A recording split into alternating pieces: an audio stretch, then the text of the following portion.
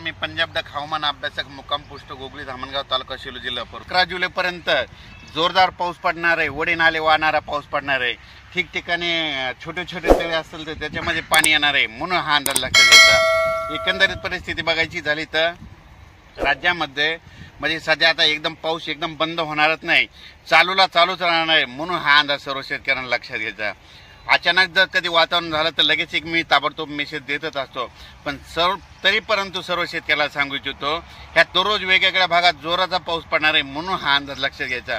आणि योगायोगाने अंदाज सांगू इच्छितो की राज्यामध्ये काय झालं की ज्या वर्षी पुरेपूर पाऊस येतो त्या वर्षी नगर जिल्ह्याला जास्त पाऊस पडतो, बीड जिल्ह्याला जास्त पडतो, सोलापूर जिल्ह्याला जास्त पडतो, लातूर जिल्ह्याला पडतो, सातारा सांगली कोल्हापूर तिकडे जास्त पडतो, विदर्भात जास्त पडतो, पूर्व विदर्भात जास्त पडतो, मराठवाड्यात जास्त पडतो, उत्तर महाराष्ट्रात जास्त पडतो, म्हणून हा अंदाज सर्व शेतकऱ्यांना लक्षात घ्यायचा। आणि योगायोगाने यावर्षी पुरेपूर मान्सून आलेला आहे, म्हणून पुरेपूर पाऊस आला आहे आणि त्याच्यामुळे यावर्षी चांगला पाऊस राज्यात पडणार आहे, म्हणून हा अंदाज लक्षात घ्यायचा।